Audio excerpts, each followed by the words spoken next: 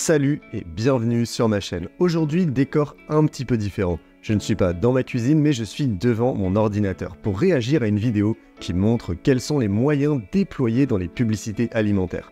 Et ces moyens ont l'air vraiment assez costauds. Bon, sans plus attendre, je t'emmène avec moi, on va voir ça. Et on se retrouve devant l'ordinateur. Sans plus attendre, on démarre tout de suite la vidéo. Ah oui, j'ai juste oublié de préciser, mais la vidéo est en anglais, du coup, je vais résumer ce qui est dit au fur et à mesure, comme ça tout le monde pourra bien comprendre. Allez, on y retourne. Look so mouth-watering and perfect. These food shoots can cost hundreds of thousands of dollars. Alors là, elle est en train de dire que les photoshoots dans l'alimentaire, ça peut aller jusqu'à coûter des centaines de milliers de dollars. On va voir comment ils justifient un tel prix, parce que c'est abusé.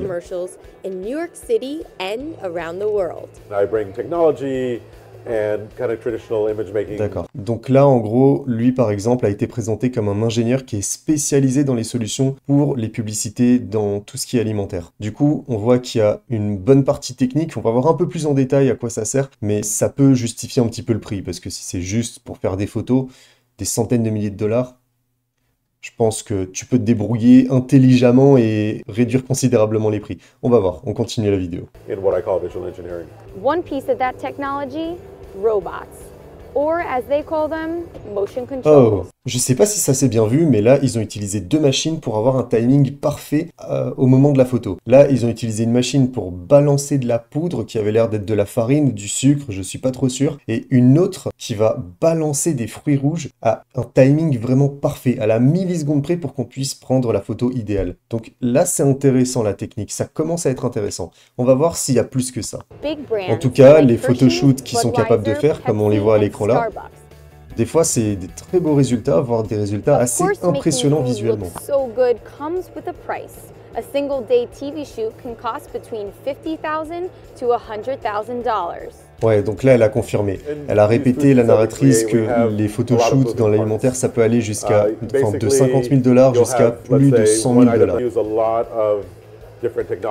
Ah là, on voit bien. De cet angle-ci, on voit bien, il y a une machine qui balance les fruits rouges à travers la farine ou le sucre, encore, je sais pas ce que c'est cette poudre, mais du coup, un timing vraiment idéal, ce qui permet du coup de prendre la photo parfaite. Alors que sinon, tu es obligé d'être en train de mitrailler, c'est un peu plus pénible. Est-ce que ça justifie autant d'investissement? Je suis pas sûr, mais on va voir. Il doit y avoir bien plus derrière, j'imagine.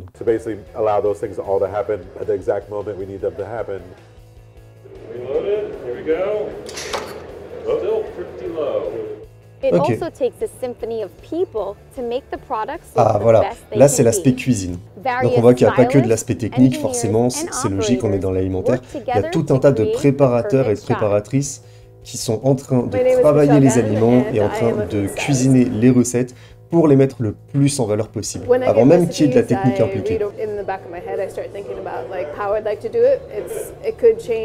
Voilà, donc là, la femme qui est en train de parler, elle est en train d'expliquer qu'à chaque fois, elle a en tête l'ingrédient, la recette qu'elle doit mettre en valeur, et elle réfléchit toujours en amont comment faire pour le mettre le plus en valeur possible. Donc c'est bien ce que je disais, il y a l'aspect technique, mais il y a aussi l'aspect mettre en valeur les produits. Et là, on voit bien que c'est eux qui cuisinent directement sur place tous les ingrédients, qui cuisinent toutes les recettes. J'ai l'impression de comprendre que c'est même pas le produit final de la marque, en fait, pour laquelle ils font la pub. Parce qu'ils font la pub pour un McDo ou un Burger King, par exemple, mais c'est eux-mêmes qui font le burger, donc ça va même pas être un burger qui vient du restaurant. C'est intéressant, même si on sait que les pubs sont mensongères, on a tous l'habitude, c'est intéressant de voir que c'est carrément pas du tout le même produit.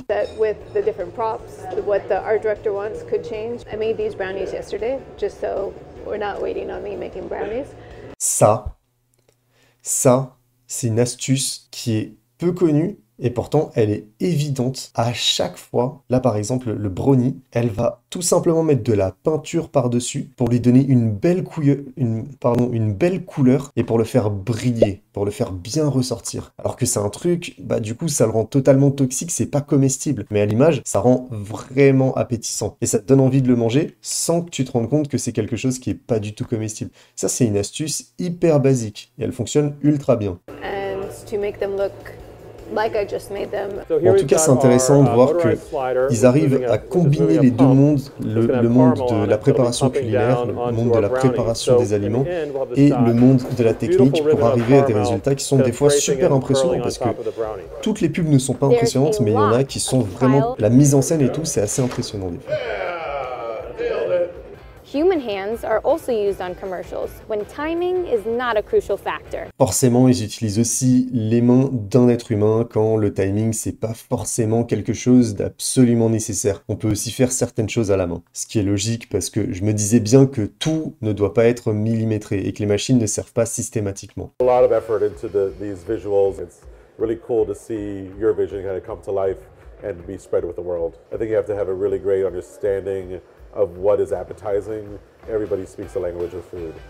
On arrive à la fin du reportage, c'était intéressant franchement, je m'attendais pas à ce qu'il y ait autant de techniques. Maintenant, il y en a pas vraiment tant que ça, en tout cas de ce qu'on a vu dans ce micro-reportage, dans cette mini-vidéo, il y en avait pas tant que ça, c'était surtout des machines pour avoir le timing parfait, ou pour faire un mouvement vraiment ultra parfait, vraiment millimétré, comme les machines qu'on va utiliser en chirurgie pour pas laisser la main humaine faire des erreurs. Bon, c'est quand même intéressant, mais est-ce que ça justifie un prix de plusieurs centaines de milliers de dollars? Je suis pas du tout convaincu, je pense que en étant un peu intelligent, on peut toujours se débrouiller et réduire considérablement les prix. J'ai beaucoup aimé réagir à cette vidéo, ça me sort un petit peu de ma cuisine, alors pourquoi pas en faire plus de temps en temps. En tout cas, si tu soutiens l'initiative, n'hésite pas à me le faire savoir en me laissant un petit pouce en l'air, et dis-moi dans les commentaires si tu as d'autres propositions de différents concepts que je pourrais faire, peut-être en dehors de ma cuisine pour changer un petit peu de temps en temps.